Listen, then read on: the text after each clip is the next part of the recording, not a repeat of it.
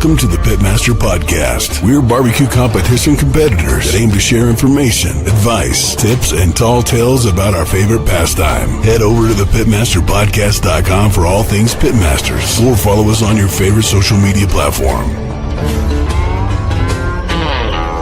And now, here are the hosts of the Pitmaster Podcast, the two-time Grand Champion, SCA World Champion finalist, and barbecue specialist of Smoke Ain't No Joke Barbecue, the Anthony Luan, and the 24-time Grand and Reserve Grand Champion, Reserve World Grand Champion, Windover High Roller Champion, and the founder of Pitmaster Barbecue Supply Company stores in Utah, the old man himself from Big Johnson's Barbecue, Jesse Johnson. This is Greg Rempe from the Barbecue Central Show, and you are listening to the Pitmasters Podcast, and they are doing it live. We'll do it live. That's right, Bill. I just said that. They're going to do it live. We'll do it live. Yes, live. They're going to do it live. What's up, Pitmasters? We are back, and Derek is the co-host again, not the old man Jesse Johnson. We have the seasoned, what did you say? Casting couch professional. Oh, we're moving on to round 2 tonight. Yeah, we are. Yes, we are. I boosted my electrolytes, and we're round 2. Yeah, this is awesome, man. We have Mr. Daniel Vaughn on here. He was rated the number 1 most influential person in barbecue. What do you think about that? Do you feel a little pressure before we get him on the show, man? He knows more barbecue than we probably do. Well, ever 100%, honestly. and he's seen different styles of it as well. So, Yeah. I think for me, it's more of a. I think I'm more giddy, like a schoolgirl in a sense. It's like, oh wow, okay, we can actually ask some probing questions and get some insight on things. Because I'm not gonna lie, I've heard him on other podcasts, and he brings a lot to the table as to his experience and what he's seen across this country. So yeah, if he talks, I always listen. Right. Yeah, man. So is there anything new? This is our second show of the evening, but is there anything new that's coming up that you need to let people know about? This episode will probably air in about 3 weeks for audio listeners. So is there anything that they need to be jumping on, getting signed up for in your area? So next weekend, the end of January, will be Golden State Battle, and I believe, I want to say it's in February. I don't recall. I got to look, but I would say Yuma's coming up soon too. So Yeah. Yuma, Arizona, that one in downtown Yuma is usually one of the first contests of the year as well. So usually it's like the second or third that people hit in their competition journey in the year. So. Yeah. Definitely, yeah, and there's not much going on for out here in Utah. We got Blue Compass RV competition in the first week of May, and then the Caveman, cookout the following weekend. So May is going to be locked in for northern Utah and Idaho as well. So make sure you go and check out the KCS website to get registered for those, and then keep your eye out for SCA events on the West Coast. We are official West Coast SCA sponsors, and we want to just give another shout out to Jim Williams for locking down his first place golden ticket win in Bullhead City, man. Oh, very cool. Well, let's go talk to Daniel and see what we can dig out of this, man, and see if we can find some good restaurants in maybe the Western United States. Let's go.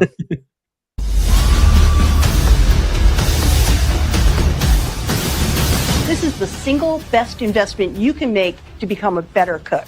Thermopen 1 is the best thermometer I've ever had. My thermometer of choice is ThermoWorks. When it comes to quality that I can trust, this is the company that I go to over and over again. There may be other thermometers out there, but there aren't other Thermopens.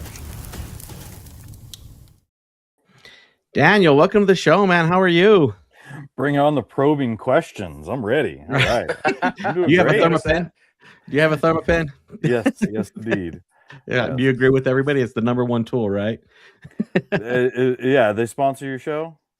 I'm an employee of them, so yes. Okay, the number 1, the best, There it is. unparalleled.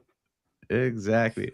Well, let's just scratch the surface. We could probably talk for 3 to 10 hours about barbecue, but let's just scratch the surface. Let's talk about who you are for the people that don't live under a rock. I guess for the people who do live under rocks, who are you and how did you get pulled into this world of barbecue?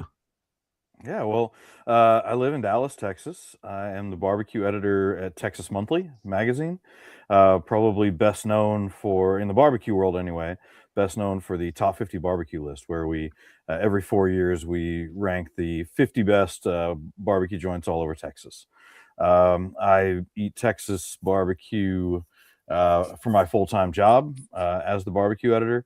So that list only happens every 4 years, but I'm out there looking for great new barbecue joints, really all over Texas and really all over the country, as long as it's Texas style.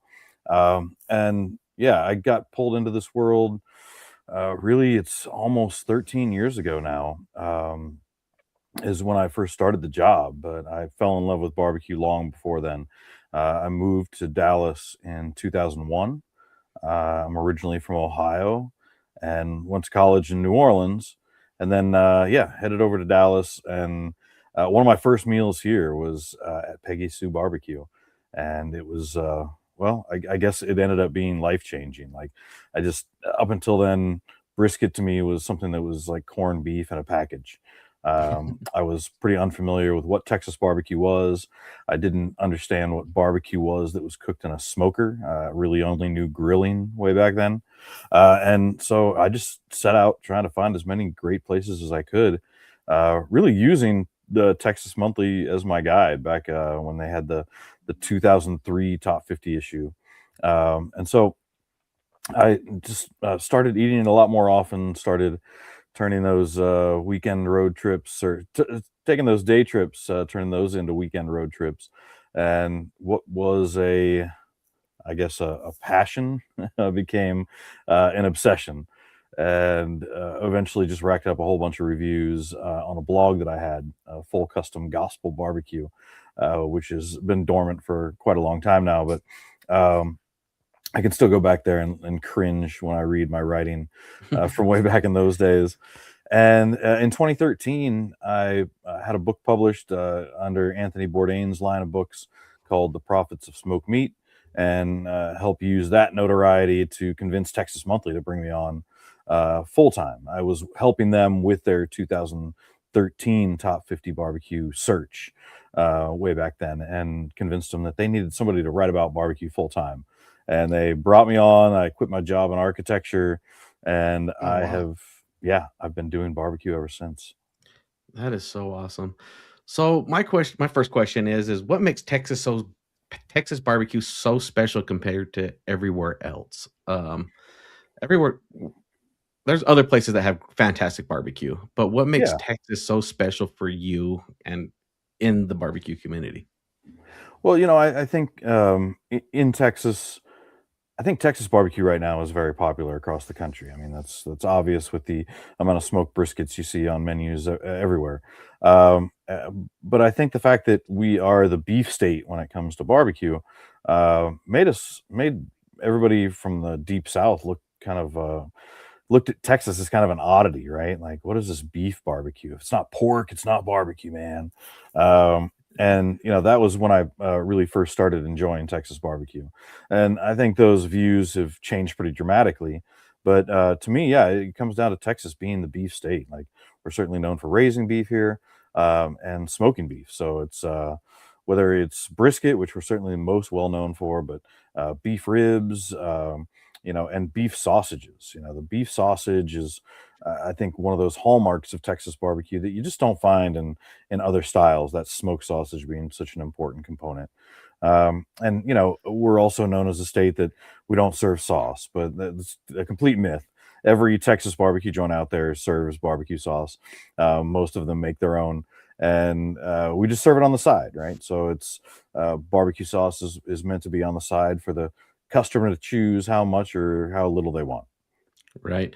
So, Derek, I'm pretty sure you've experienced this in your life. You've fed somebody some of your food, and they're like, "Well, I'm from Texas, so I know barbecue, right?" Oh, Have yeah. you? Is why do people think just because they're from Texas that they really know barbecue?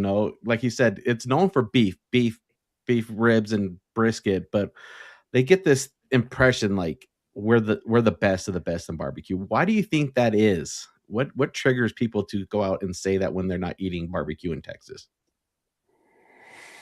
Well, I mean, I think it's just the sheer amount that we have in Texas, and it helps that we have a huge state, but just the quality of barbecue we have here. You know, if you take a road trip to, you can take a road trip to Kansas City, and you can eat some good barbecue, but then you come to a place like Austin or Houston, the DFW area, and there's a different level of care that goes into it.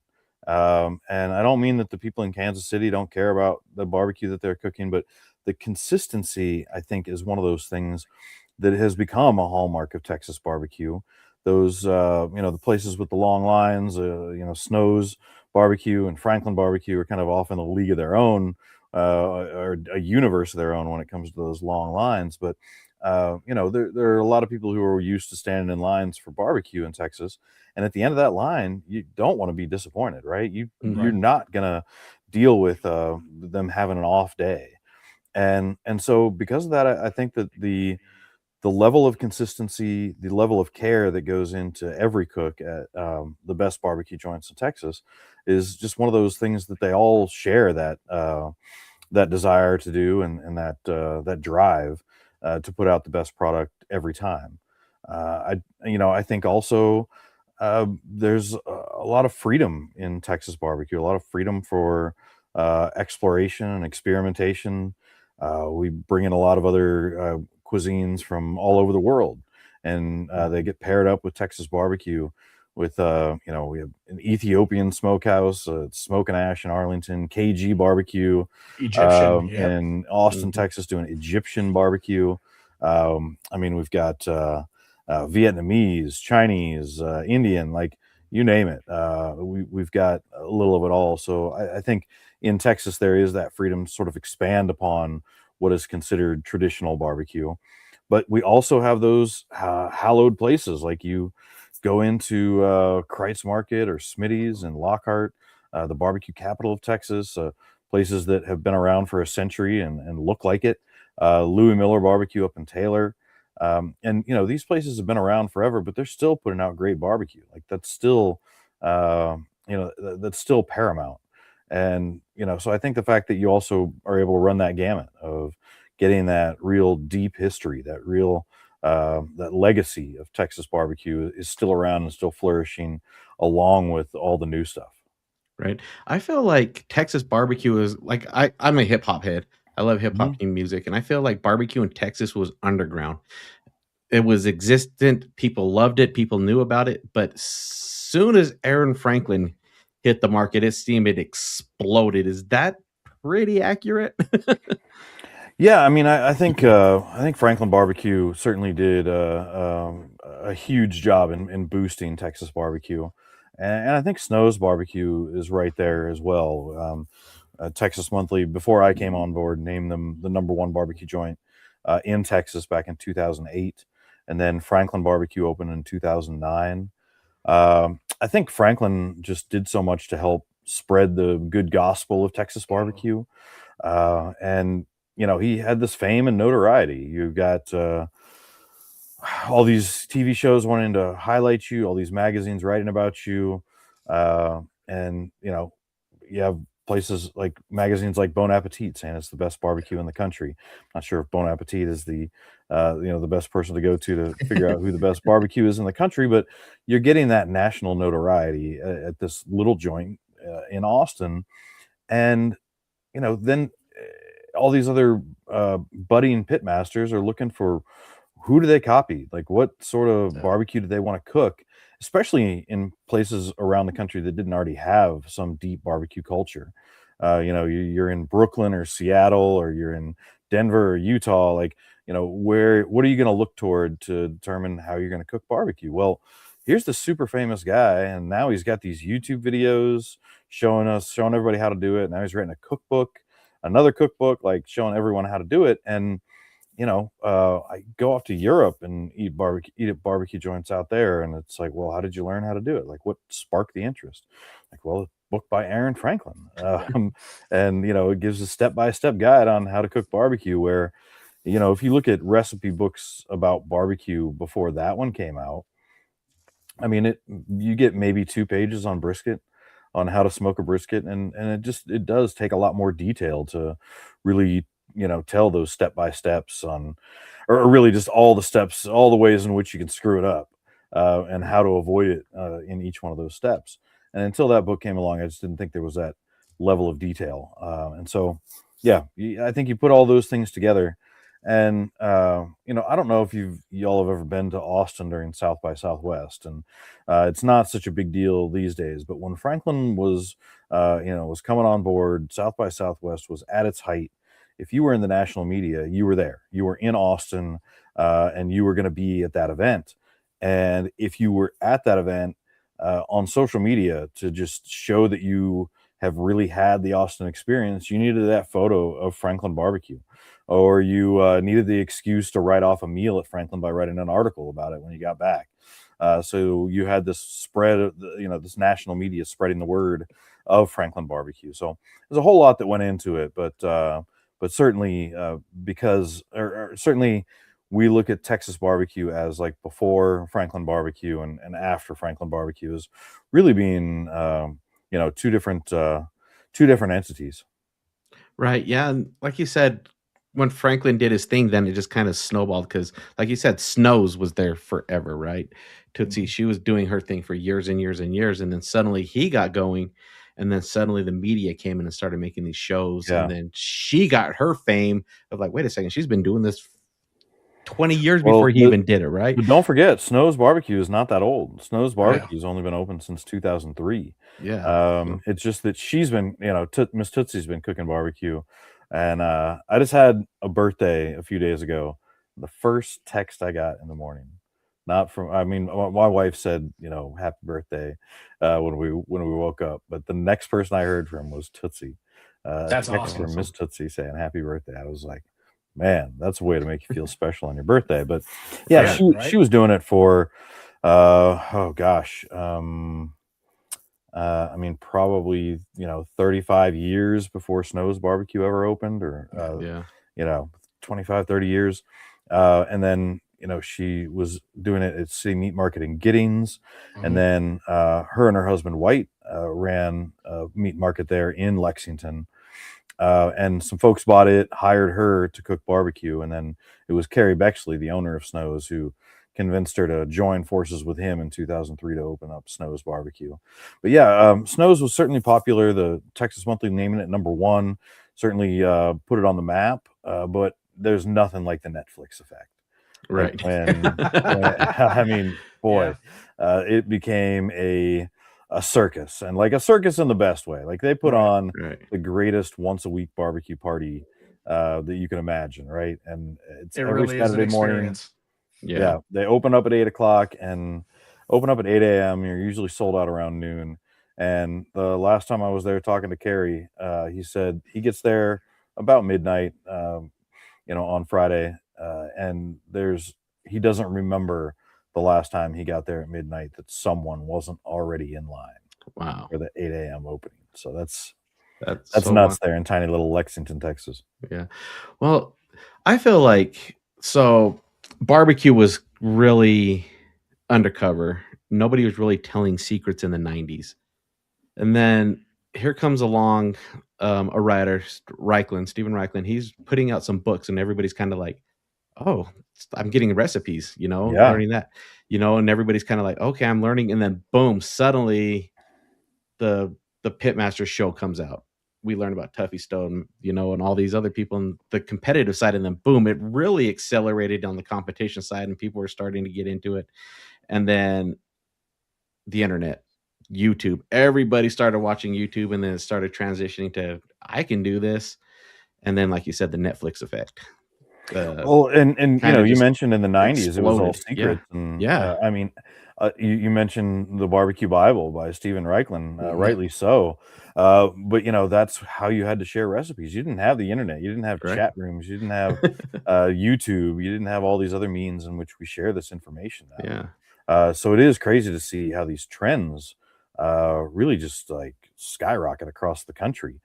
Because you can just watch it on Instagram or TikTok or wherever you're getting your barbecue information. Yeah, it's so wild too. And then like I just really love watching the progression. I'm new to the barbecue world. I've only been doing it professionally for 10, maybe 12 years. But just watching, learning and researching the barbecue progression. Everybody, secretive, and then they all go to the offsets, and then pellet grills get introduced. And then now we are at this point in barbecue where everybody has a pellet grill and they transition back into live fire. And now we are at flat top country, and then now Santa Maria grills. It's just crazy on how fast it's really changing in the barbecue community. So, what are some of the biggest myths that have developed in this boiling pot of barbecue that you are like, come on, guys? Let's see. Well, one of the things I talked about earlier, I think one of the biggest myths or ways to misunderstand Texas barbecue is to say that we don't like barbecue sauce in Texas, or we don't serve barbecue sauce in Texas. For a long time, Kreitz Market had a sign out: no forks, no sauce, and because you don't need either one. And your forks are at the end of your hands, and so you just don't really need that. But now Kreitz Market has sauce and they have forks, and that was really the lone holdout. So barbecue sauces are all over Texas, but the one thing that we don't really have is a Texas style of barbecue sauce. I think a lot of it changes on the age of the barbecue joint. If you go back to some of the older ones, you're much more likely to find a little bit of mustard in there with that tomato-based sauce and some more vinegar. I think a lot of people have adopted the idea that those Tex-Mex flavors of chili powder and cumin are sort of a highlight of Texas barbecue sauces, but that's it's not really ubiquitous. So there's no one like Texas style barbecue sauce. What are some of the other myths out there? Gosh, that you can reheat ribs. Because I've seen way too many places try it. You might be able to get away with it with a brisket, but oh man, trying to reheat pork ribs. That's am I wrong? Isn't that kind of what Salt Lick does though? They kind of have like a reheat process with throwing it on the open fire. It is. I guess theirs technically would be they're not fully cooked when they go into the cryovac, or they're not fully tenderized. But yeah, you're right. Like Salt Lick, the only ones that could do it right. Salt Lick puts on a great show. Like I can't walk into that place without taking a photo of that pit. Right. But the idea that they're feeding that many people by slowly cooking briskets on that pit is. I mean, they finish everything on that pit, and it does provide a really distinct flavor, having that really sweet barbecue sauce, and the no tomato in that barbecue sauce. It's a soybean oil based sauce, so it's a little bit closer to like a salad dressing, but I mean, it's delicious. I love Salt Lick's barbecue sauce. But yeah, they the direct heat fire underneath it with the sweet barbecue sauce dripping onto it does provide a unique flavor to Salt Lick's barbecue. But yeah. Actually, pork ribs are one of my favorite things there. The pork ribs, the beef ribs, the beef back ribs, I think is what they do best. Their chicken is good. It's just I rarely get decent brisket there. Right. I'm all about sauce. Sauce is just another layer of flavor. So all these people that say barbecue doesn't need sauce, you're wrong. It's just another layer of flavor, and you can add it if you wish. Yeah, well, and if you look at the trend in pork ribs in Texas, it is all about a glaze. And it's like, well, that glaze usually is going on in the foil as they're finishing. It's still a glaze though, right? Even if you wrap it up in foil afterwards. And so I wrote a couple of years ago about the places that are still doing really great savory pork ribs, because that used to be the hallmark of Texas barbecue, is that spare rib was going to be a savory spare rib. And it wasn't really going to be hardly sweet at all unless you were like in East Texas. And nowadays, like just about everybody is doing some sort of sweet glaze to finish off their ribs. And so it makes those savory places just stand out that much more. But you see in this Instagram and TikTok age, the gloss on a glazed pork rib is just sexy, right? Like it just it just looks better than a dry savory pork rib. Like one of the best pork ribs most memorable pork ribs I had at City Limits Barbecue in West Columbia, South Carolina. And those things were so pale. Like they did not look like much, right? Yeah. But they'd been cooked slowly over direct heat with very little seasoning and no sugar, and so they hadn't really gotten all that browned, right? They didn't have, but they were just phenomenal. Like the flavor of the fat dripping onto the coals below it really permeated the meat, and they were delicious. But yeah, they certainly weren't showstoppers, in the 2-dimensional format. Right? Because yeah, we all eat with our eyes, right? Yeah, yeah, and I mean, I like barbecue sauce as well. Like I think I took a couple of weeks off of barbecue over the holidays, just trying to step away so that I could get back into the beginning of January, like with a real hunger for barbecue. And I was scrolling through a bunch of photos and a bunch of Instagram, and I was like, "Yeah, man, this like fatty slice of brisket, this just doesn't look like something I want to eat right now. Like I'm not like craving it right now." And then I saw a post from somebody else who was like pulling a rib out of a pool of sauce, like, and it was dripping. I'm like, okay, that actually looks pretty good right there. So I don't know. I'm thinking, I haven't really talked about it, but I'm thinking of 2026 is almost like the barbecue nostalgia tour. Like, bring on the chopped beefs and pork sandwiches, and bring on the saucy ribs, and Yeah. bring on those half chickens instead of the turkey breast, and Right. bring back some of the nostalgia. Which, if you just saw the new opening of Pinkerton's Barbecue, their third location now, their second in Houston. They just opened with like a bunch of neon signs and just a bunch of like retro ornamentations inside, and it's like meant to look super old school in this brand new barbecue joint. I haven't it just opened, I think it opened today actually, so I haven't been able to get down there to try it yet, but I'm looking forward to it. That's awesome. Well, you've eaten a lot of brisket. What instantly tells you it's great? Like, I've had some brisket, but I'm not like, whoa, like a backflip. Like, I haven't had that yet. But then again, I haven't ventured all over Texas like you. But what Yeah, well, instantly tells you that it's a great brisket? Well, there's a lot that you can tell just at the cutting board, right? So, most Texas barbecue joints, you're going to line up and you're going to watch the meat being cut in front of you. And so they're either going to have a brisket out there, or they're going to unwrap a brisket right in front of you. And right then you get a good sense of what you're going to get. Like, you see, does it have the right jiggle on the board? Does it, is there plenty of juice on that thing? Is it steaming hot? Because that's not a great sign. Like, you don't want something hot off the pit if you're talking about a brisket. You want to give it a couple of hours to rest, to get down to a temperature where that steam's not coming off, because steam is just moisture that's gone forever, right? Mhm. So you're going to have a juicier brisket if it's not steaming. But for me, I always like to get a slice of lean and a slice of fatty both. But the slice of fatty, I really want that back end, like that back end curve. You get like maximum bark. You get um, really what I'm looking for is like the screw ups, right? Like, I'm looking to see how they mess this brisket up, and that back end will tell you, like, did they blast it with too much heat? Is that bark kind of crumbling off? Is it dried Right. out?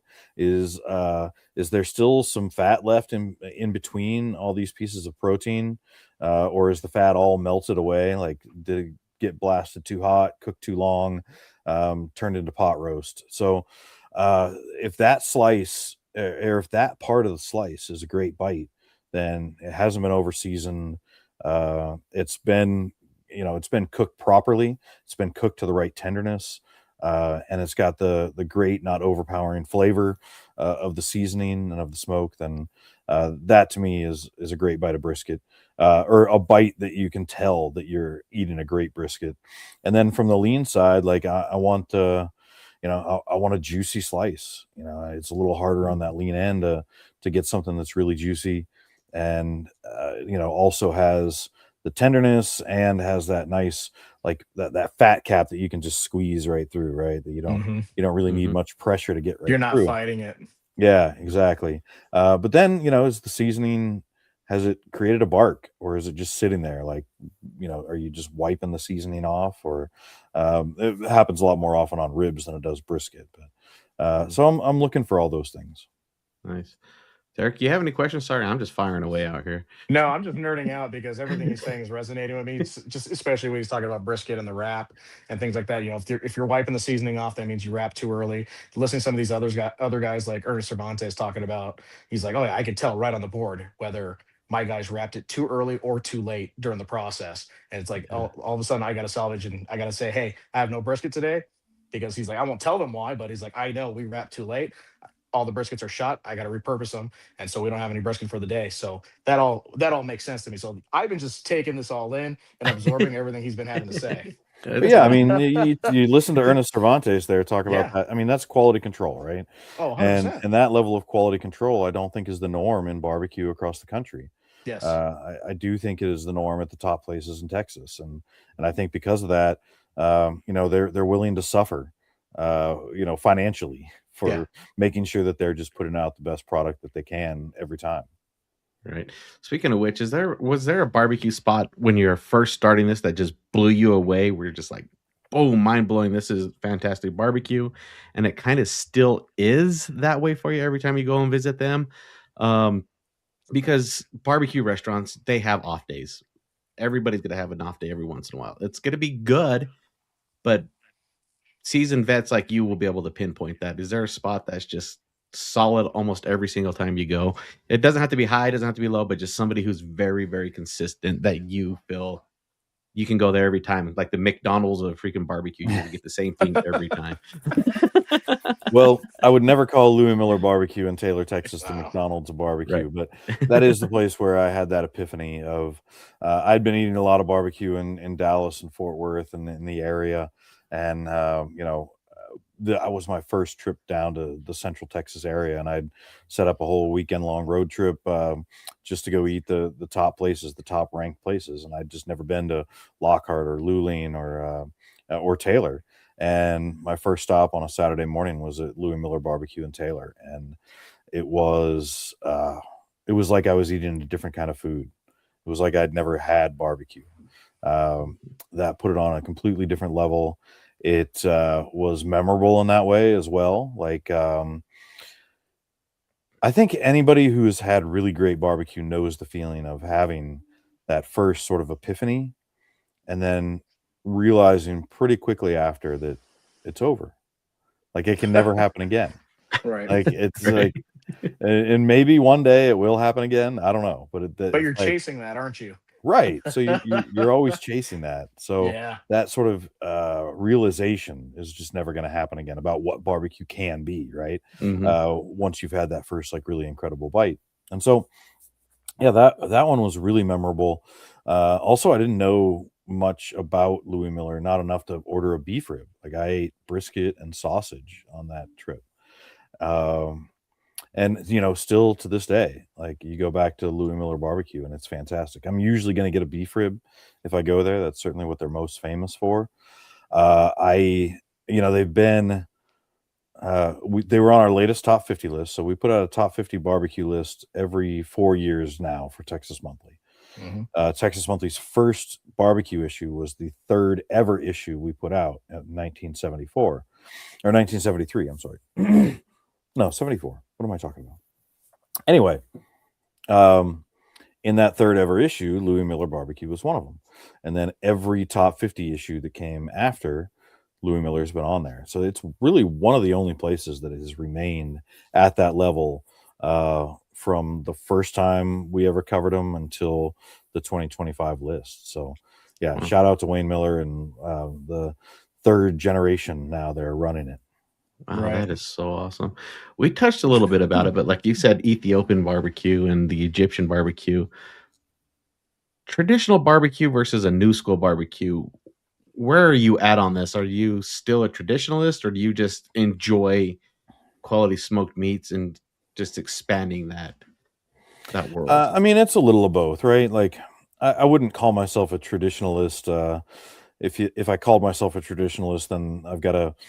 Anybody who calls themselves a traditionalist is they're choosing a point in time that to them is where like tradition stopped, I guess, or where like innovation, beyond that point is unacceptable.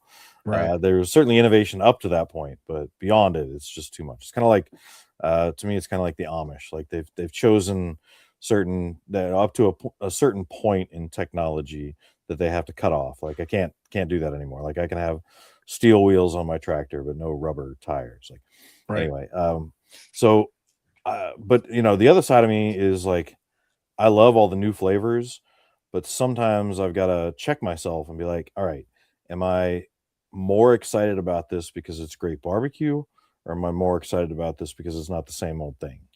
Right. And so, yeah, that's where I have to, look to the barbecue first, look to the smoked meats first and the quality of those smoked meats, and look to everything that surrounds them second, right? Mhm. So it's got to come down to the barbecue in the end. All right. Right. Yeah. So, Oh, but let me add one thing there. And oh yeah. one of the important things I think about all these different cultures that are coming in are their sauces. And we talked a lot about barbecue sauce, but if you think about barbecue sauce, whether it's a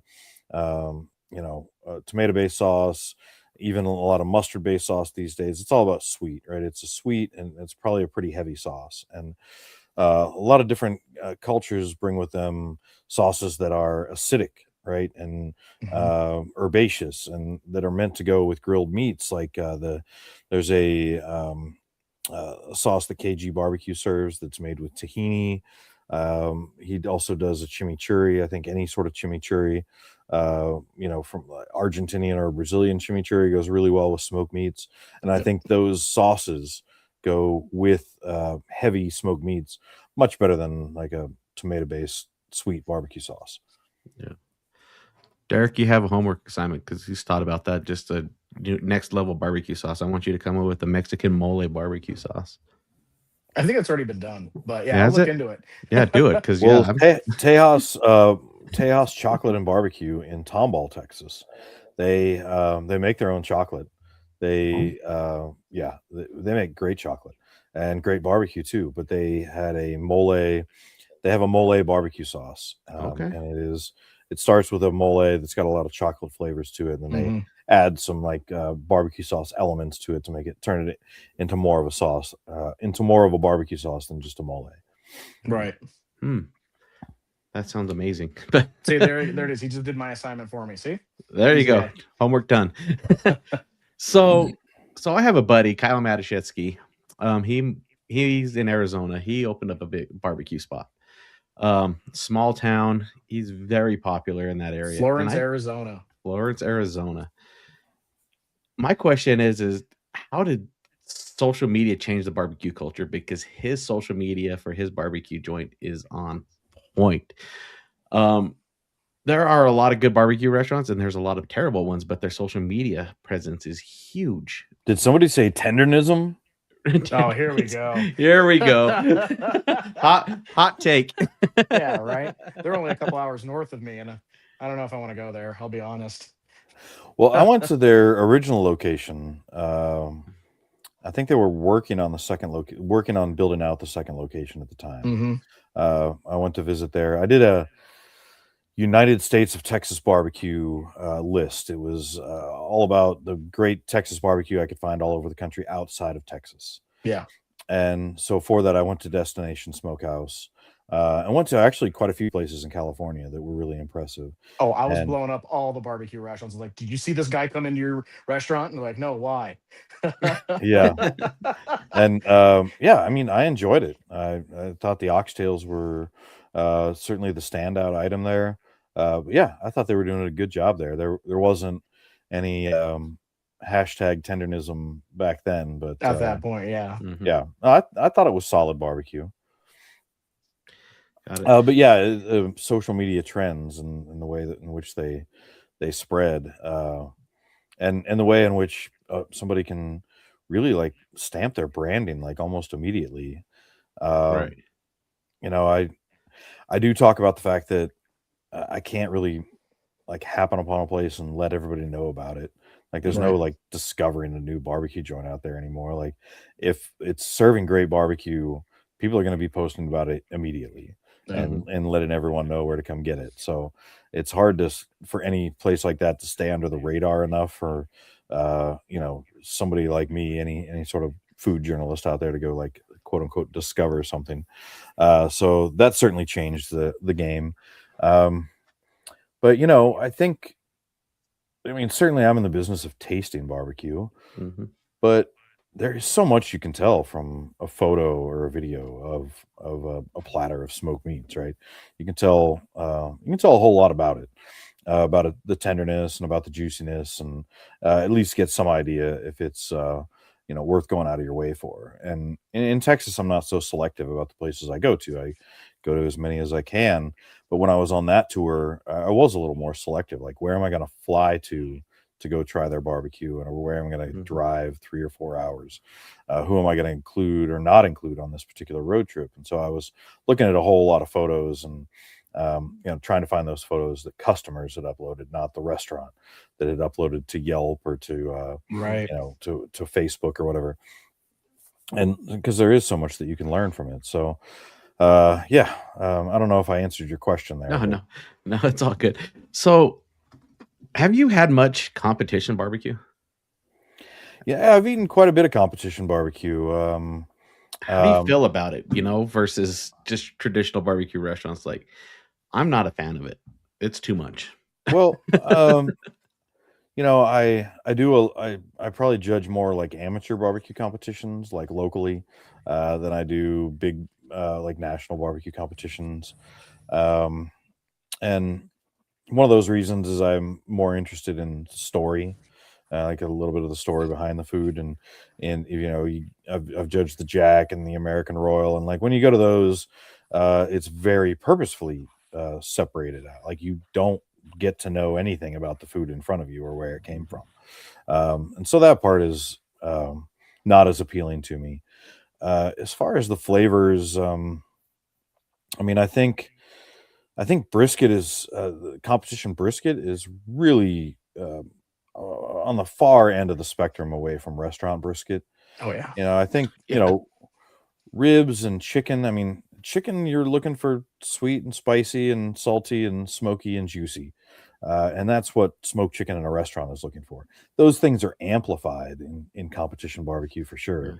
And it's ribs that I think are probably the most boring in judging competitions. Just they're always everybody seems to be trying to do pretty much the same thing with ribs, and so there's just not a whole lot of differences between what you get. But I honestly, I haven't judged a big competition in quite a few years now. So, but in general, I've gotten to go hang out at competitions and go eat Tuffy Stone's brisket after turn in, and get a sense of what that was. I helped him cook at Memphis in May when he was doing pork shoulders, and so being able to try that barbecue, right after it gets turned in, and know that you're getting essentially what went to the judge's table, does give you a really good sense of it.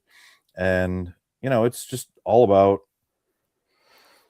ways in which you can boost the flavor at every turn, and also any sort of tricks you can do to maintain the moisture.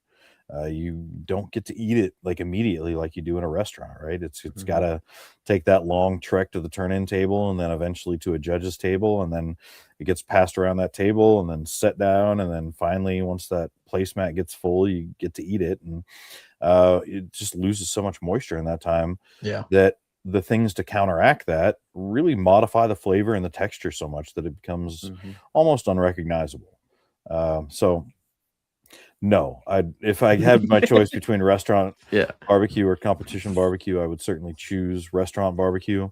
But I think there's a unique challenge in competition barbecue, which is why it has those different flavors and those different amped up flavors.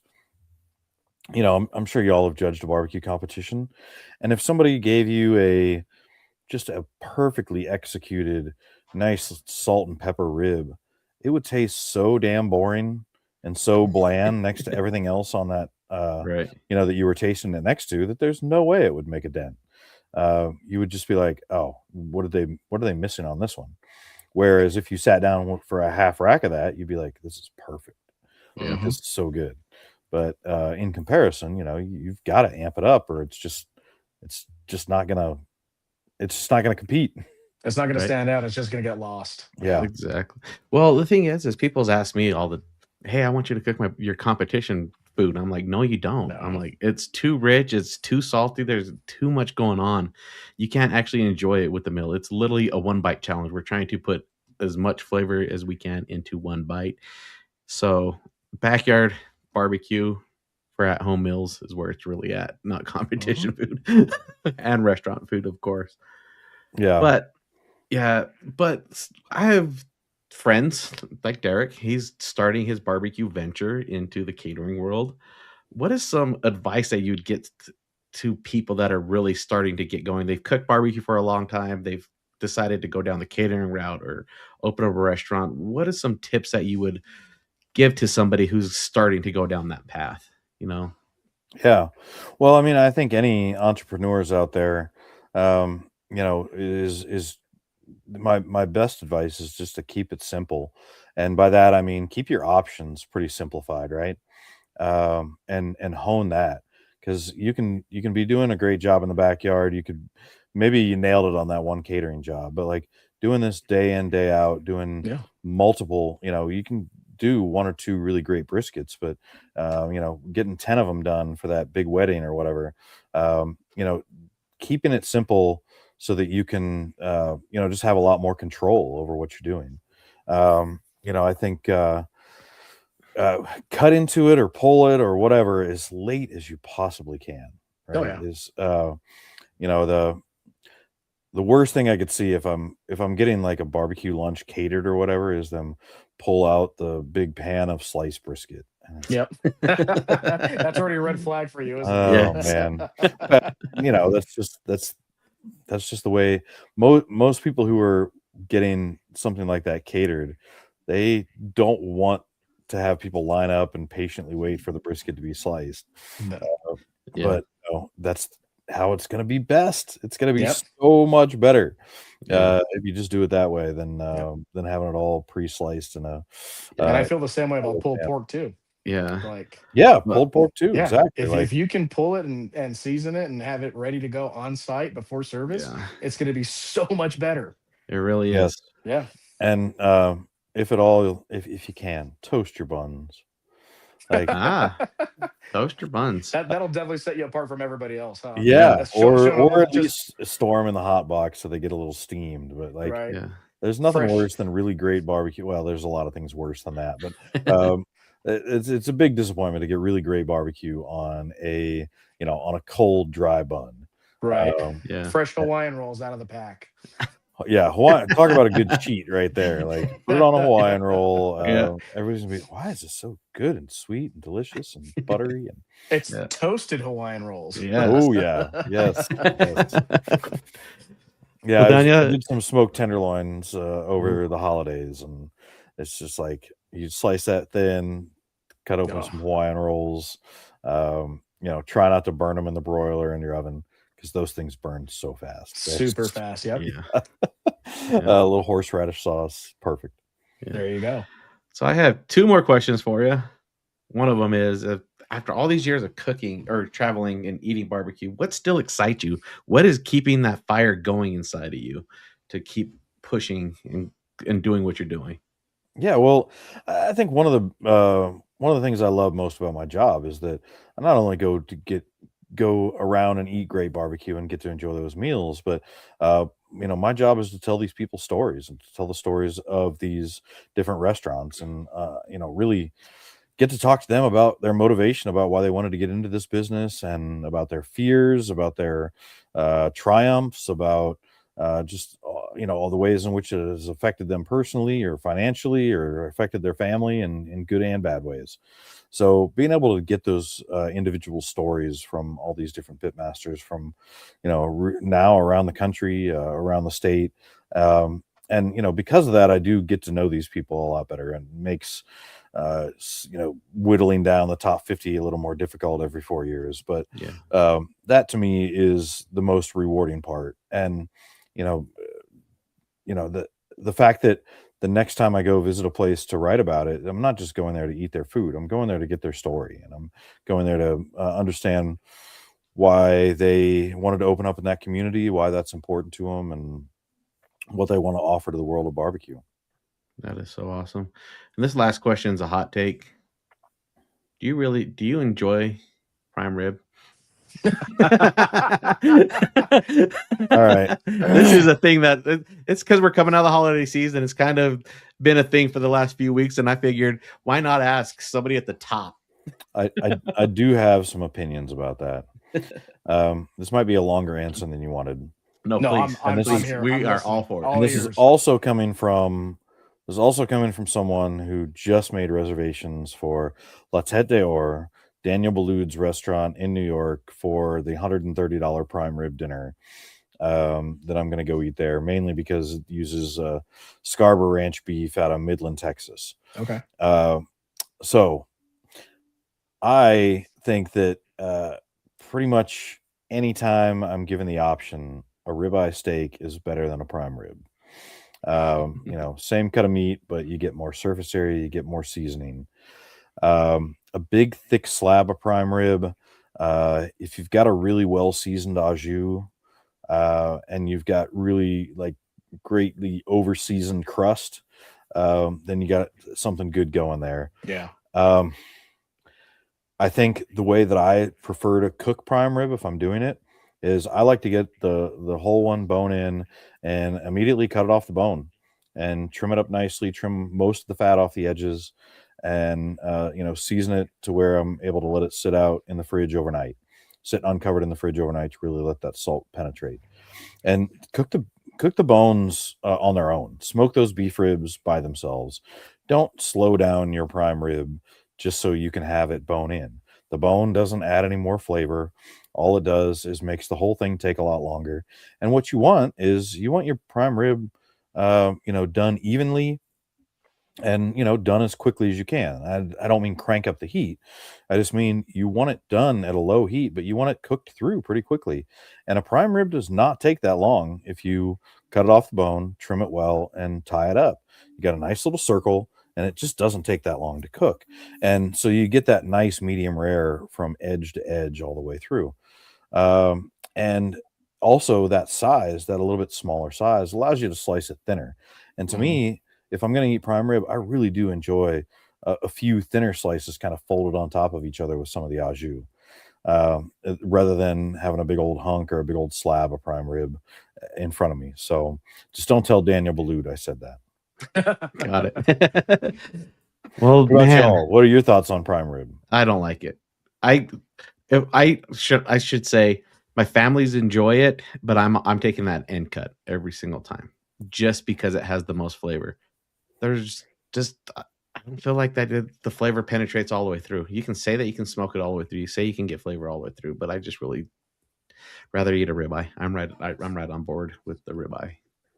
So I worked in a restaurant in high school, and we had a catering operation, but I worked on the line, and it wasn't a fancy restaurant by any means, but the catering, they would often do prime rib. And if they didn't serve all the prime rib, we had grilled prime rib special the next day. And you take the cold prime rib and you slice it into steaks and you put it on the charbroiler and you heat it up and you get a nice get some grill marks on it. Yep. And whatnot. This was a long time ago, but I love that, man. It was so good. Like, especially if it was repurposed and doing it that way. For something that was repurposed, but I think I liked it better than the prime rib itself, just because you did get that extra surface area. But I also don't really love a super thick ribeye either. Like, give me 1.5 inches or whatever. I don't need any monster tomahawks. I'm the same. That's just it's a roast at that point. Yep. Like I want it to take a good enough. I want it to take long enough to be able to get that really great sear and that great bark on the outside. But I just don't really want it any thicker than that. Right. Well, the tomahawk steak's just a popular. That's mostly just for show. But honestly, this new style that's coming out is with the scorpion steak is what they're calling it. They're just pretty much splitting a ribeye, opening up, and then searing it on both sides. Butterflying it, right? Butterflying it. Yeah, I'm down with that because now you got more surface area, more flavor. And it looks like a heart. Yeah. Valentine's Day's around the corner. Yep. Pro tip. That's right. Put Well, a tomahawk right through your heart. There it is. Derek, do you have any questions for Daniel before we let him go, man? No, I don't have any questions. I think it was a great interview for all the insight he brought to this episode. I think he just kind of he solidified the fact that I feel so bad that I drove past Taylor, Texas, when Clay Cowgill at Snows. He was like, dude, if you'd like this, he's like, if you're going to Houston, he's like, you need to go visit Louis Miller's.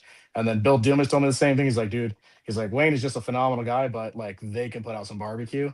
And I feel so bad now that I didn't take that opportunity. So you just reinforced the fact that I need to go through there again. And I mean, stop I at Louis swear to God, I Miller's. talked to like a dozen different pitmasters from around the country about their barbecue epiphany. Yeah. They were all from Louis Miller Barbecue, like Billy Durney Hometown Barbecue. Yeah, up in New York. Yeah. Yeah.